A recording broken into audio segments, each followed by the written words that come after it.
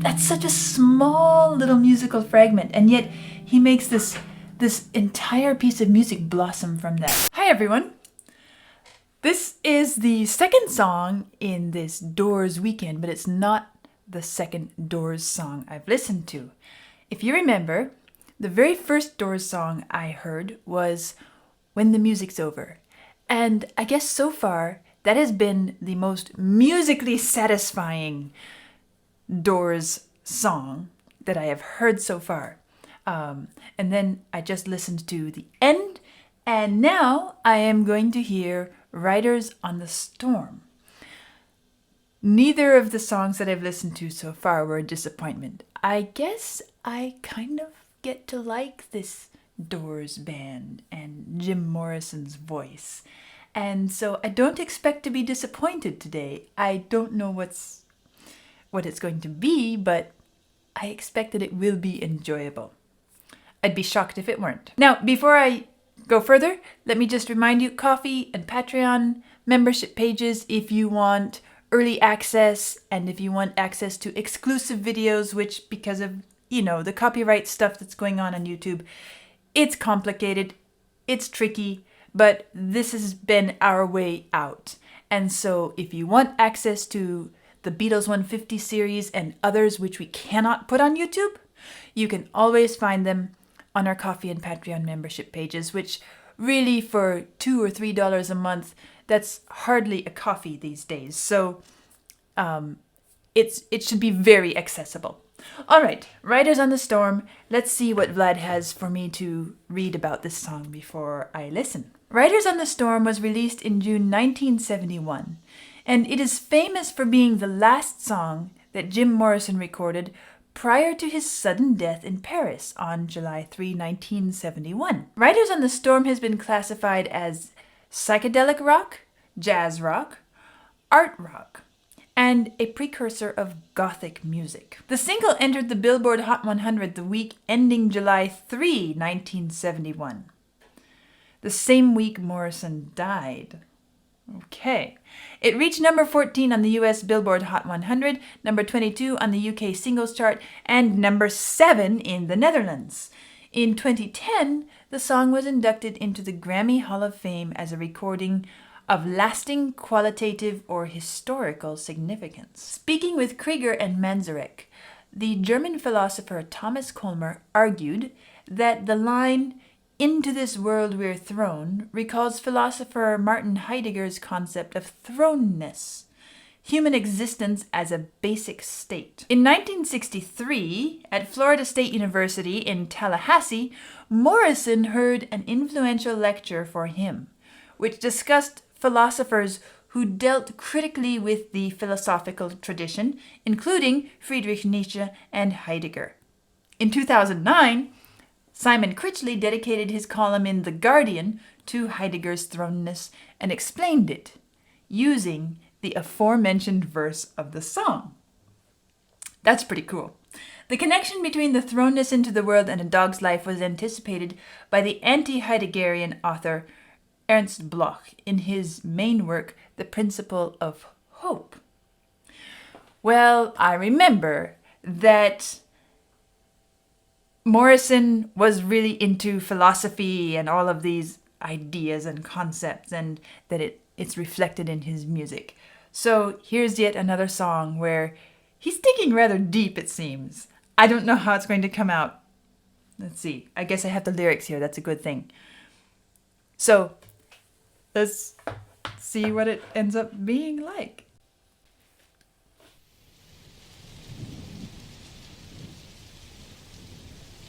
We have a thunderstorm.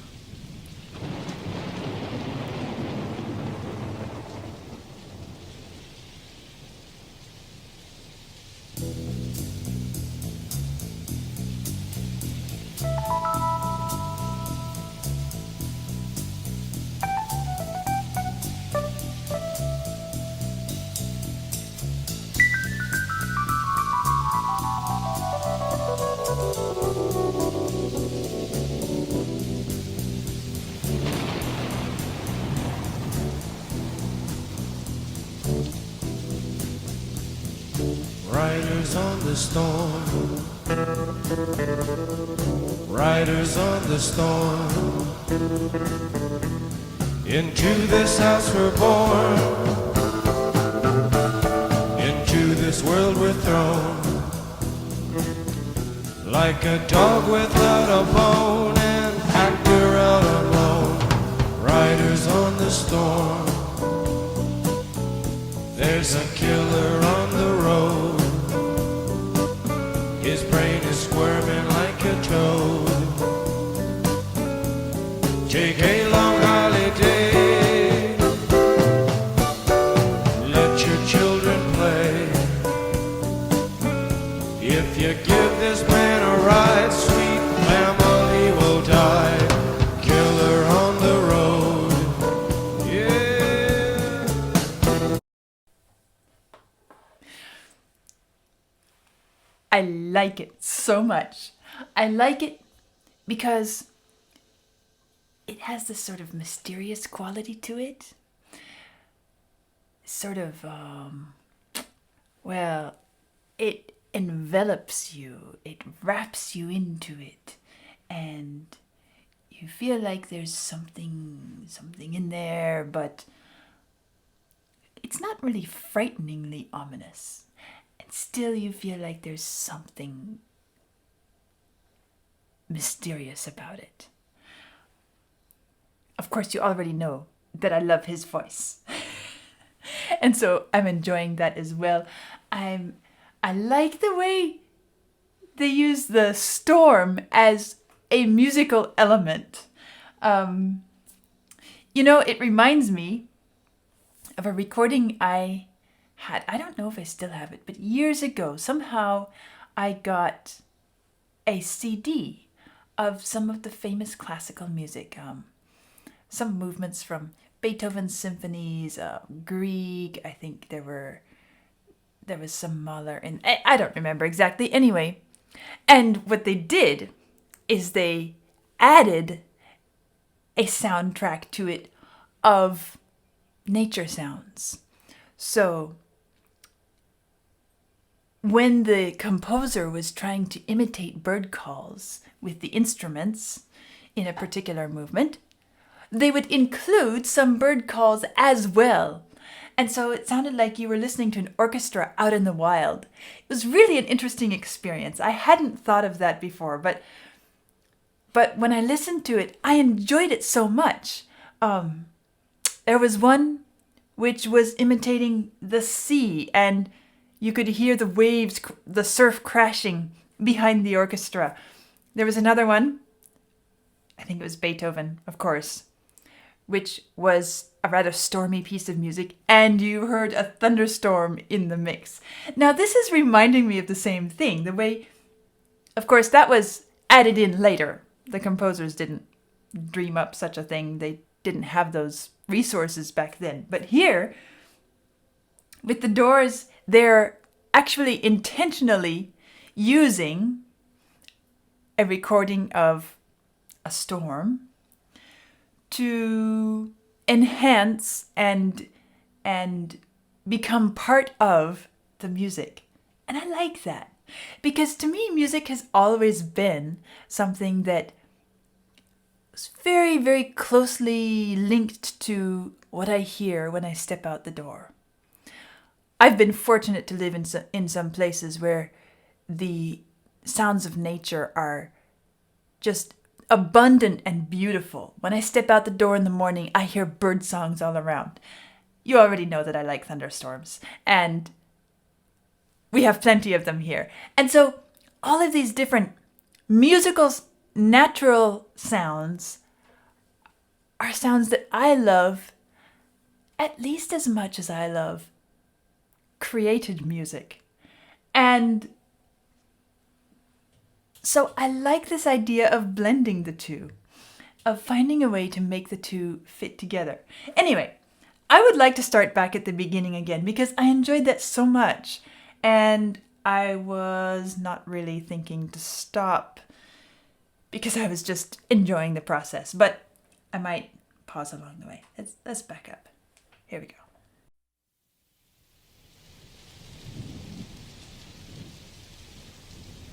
And really, you have to say it's great because Riders on the Storm, and we are met with a storm even before the lyrics come in.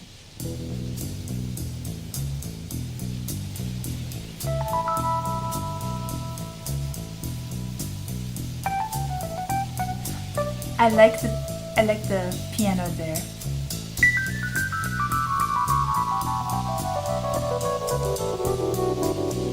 As a pianist, I can tell you that's a lot of fun to play.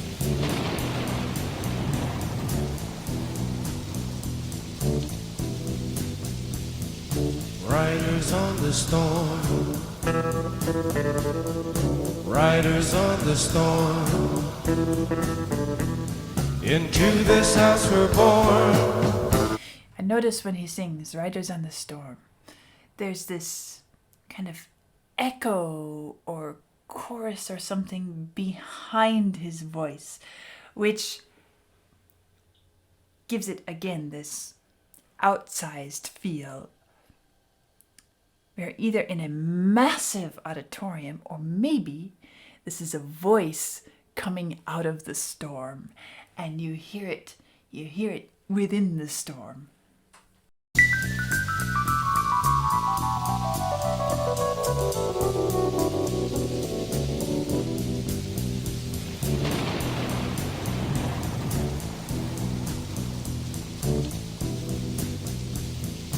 Riders on the storm, riders on the storm, into this house we're born, into this world we're thrown, like a dog without a bone, an actor out alone. Riders on the storm,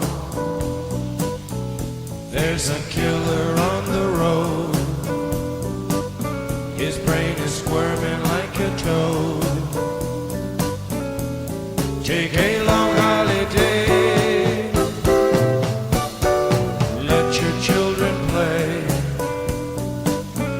If you give this man a ride, sweet family will die. Killer on the road, yeah. Now there are two other things that I'm noticing along here. One is, isn't it great the way with just a couple notes, practically, we imagine we're hearing this incredible melody, melodic line, but all we're hearing is bum bum bum bum bum. Bum bum bum bum bum. We go up a little bit, but mostly dun dun dun bum bum. Those two notes, maybe a note side to side, that's it. And out of those couple of notes, handful of notes, we're getting this incredibly rich musical experience. Incredibly rich. And I'm listening also to the accompaniment as well. Again, they're using small little elements. Bum, bum, bum, bum, bum, bum, bum. That's the piano. You have the drums. Tink, tink, tink, tink, tink, tink, tink, tink, tink, tink. And yes, they insert a few little things here and there.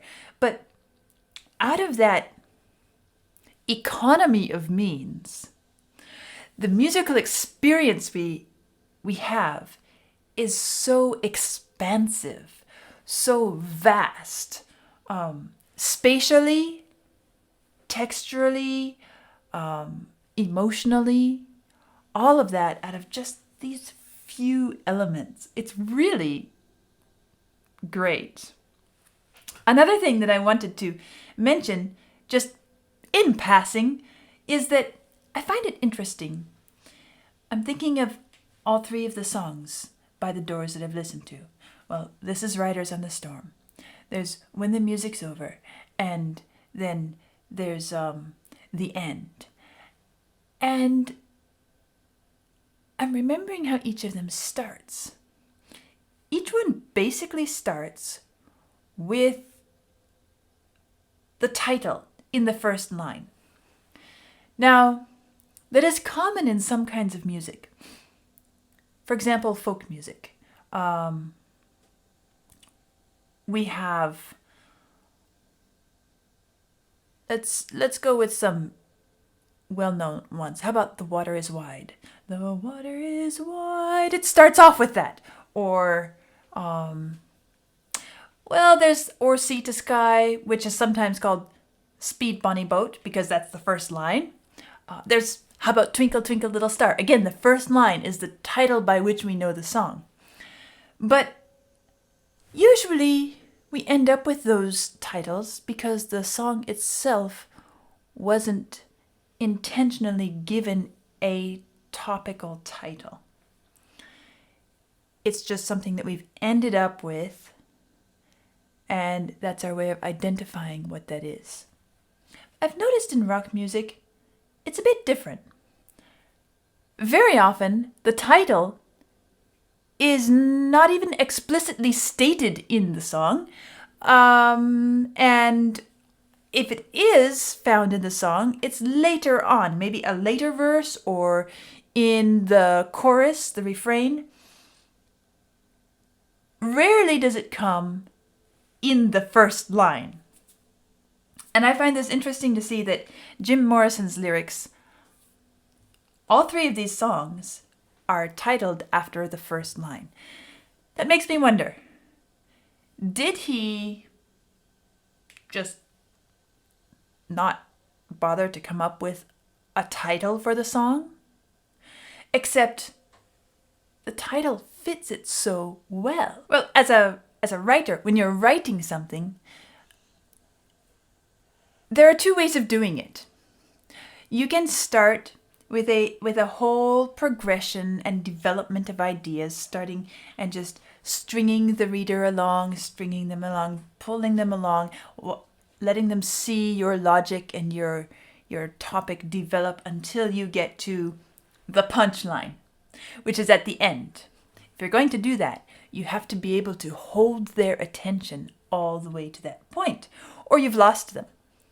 Another way of doing it is to state your point up front, and then out of that, you develop all the different ideas. You expand on all the different ideas and elements, and you've already got their attention locked in because you made a statement, and now you have to basically defend it. It seems that Morrison's style is more of the latter, where he makes a bold statement up front, or the title, the subject is placed right in our face at the very beginning. And then we find more on what it's about as we go along through the music. And that is different than a lot of the other music lyrics that I've listened to so far in this rock journey. Most of them tend to do the other way around and build up, and then we find the punchline or the topic a bit later, where it's explicitly stated. Just as an example of the other approach that I just listened to recently would be, let's say, Still Loving You by Scorpions.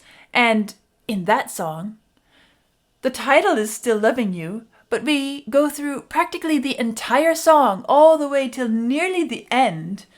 Finally, we get to hear Still Loving You. Finally, we get to the point of the song. Anyway, here we are, Riders on the Storm. Let's keep going. If you give this man a ride, sweet family will die. Killer on the road, yeah.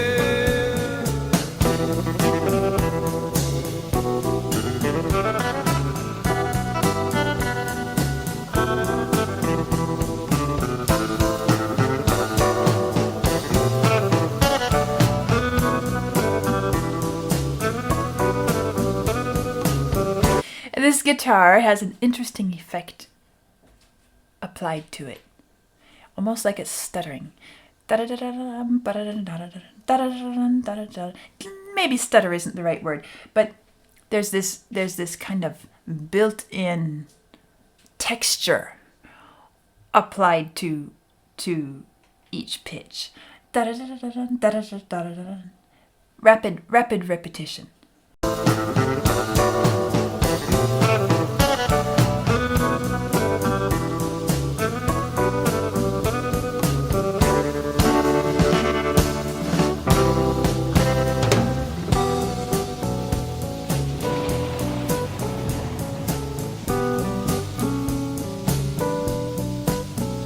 Girl, you gotta love your man. Girl, you gotta love your man. Take him by the hand. Make him understand. The world on you depends. Our life will never end. Gotta love your man.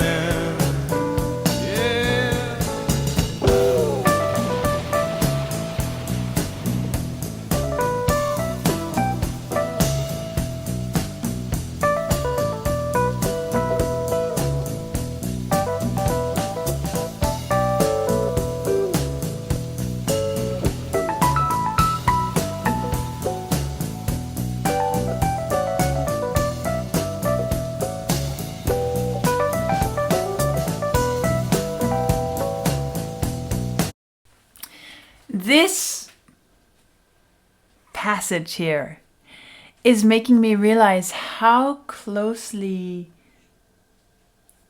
this style of music is linked to something like jazz. The improvisatory figures which the keyboard is playing. Da-da-da-da-da-da-da-dum. And even this ba-bum, ba-ba-ba-bum, ba-bum, ba-bum. Those are improvisation techniques so common to jazz style keyboard playing. It's amazing to hear it applied in this context, because here it doesn't have the usual swing and softened edges of the rhythms that I'm accustomed to hearing. Now it's very precise, but still it's the same figures.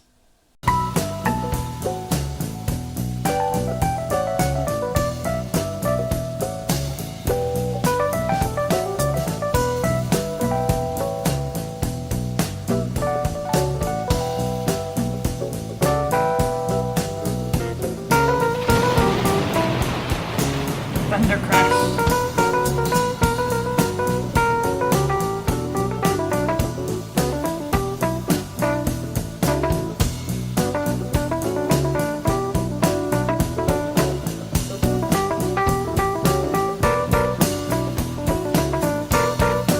It does sound jazzy, doesn't it?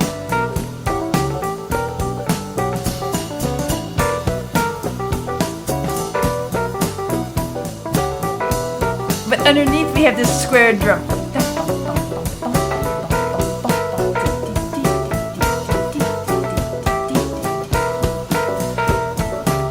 And the texture is developing.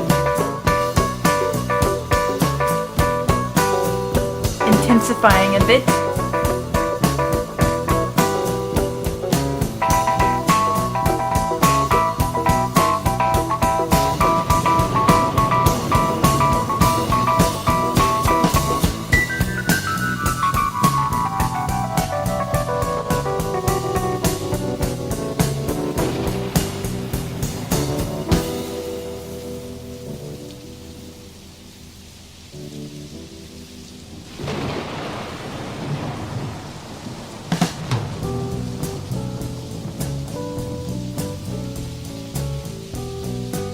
Back to the same accompaniment pattern that we've had for so much of the song.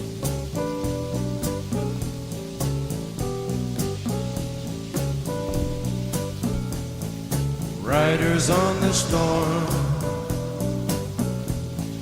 riders on the storm. Into this house we're born, into this world we're thrown, like a dog without a bone, an actor out on loan, riders on the storm.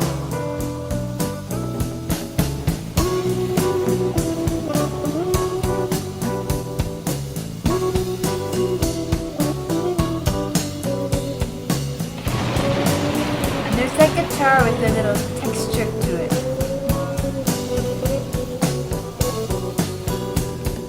Riders on the storm, riders on the storm, riders on the storm, riders on the storm.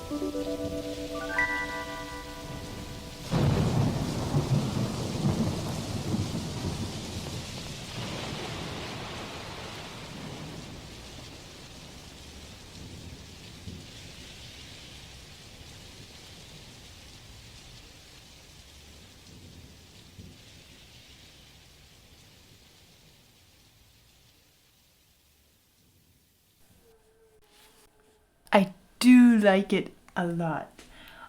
I enjoy the sound. I enjoy the mix of sounds. I enjoy the voice. And I guess the thing that really strikes me musically about this is what I mentioned a bit earlier, is how this incredibly lush feeling song is made up of such simple, small elements. His voice. Riders on the storm. And pretty much, I would say at least, I'd have to go through and calculate, right? But I'm going to say at least 75% of the lyrics, if not of the melody, if not more, is built off of these notes.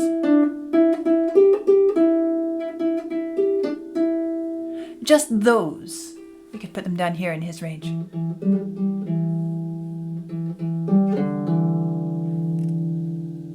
That's such a small little musical fragment, and yet he makes this entire piece of music blossom from that.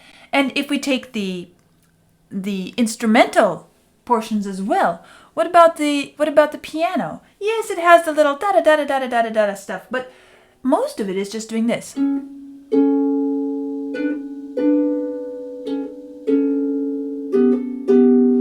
Some form of this. Those few notes in various orders.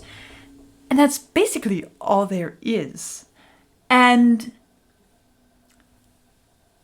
there is just enough other insertions, musical commentary to keep it from becoming incredibly monotonous.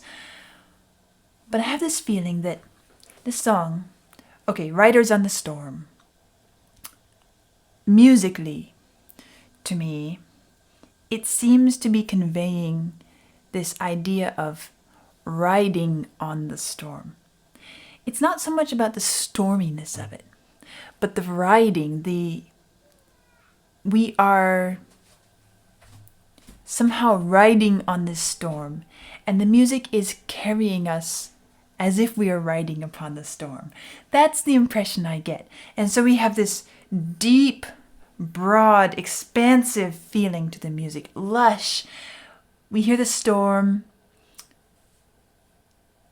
but this voice seems to be coming out of some deep part of the universe, coming to us. We hear it echoing. We hear this chorus out in space somewhere, replying or echoing where it's coming from. But here we are, very present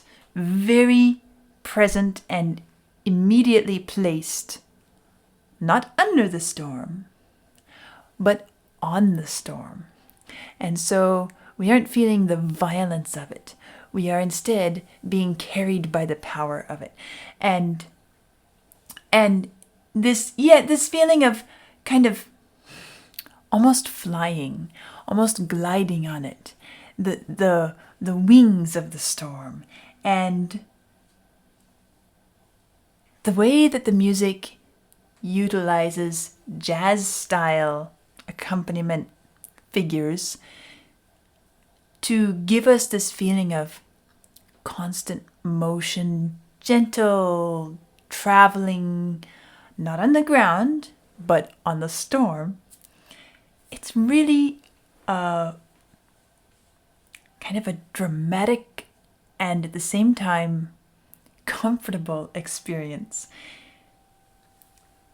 We feel the darkness, and yet we're not afraid of the darkness because we're riding the storm.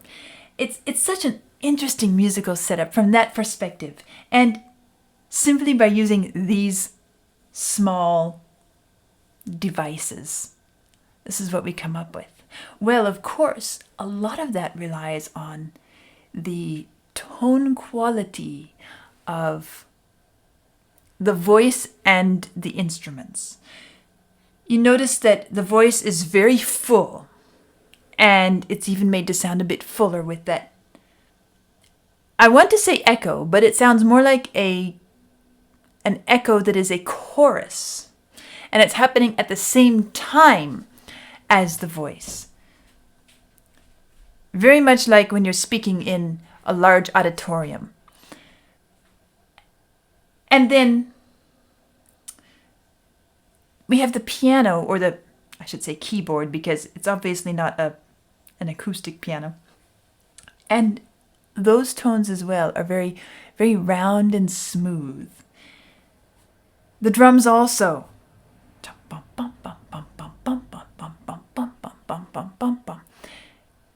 They're not sharp, they don't have hard edges. Everything has a warmth and a fullness to it. Rather like storm clouds, perhaps. And this is what gives us this incredibly satisfying experience, even though the musical devices are so minimalistic. Well, there we have yet another Doors song that I enjoyed immensely, which lets me know that perhaps the Doors is going to become one of my favorite rock bands so far. Anyway, I have enjoyed this dive into their music this weekend, and I'm sure I will be returning to them at some point in the future as well. And until next time, I'll see you later.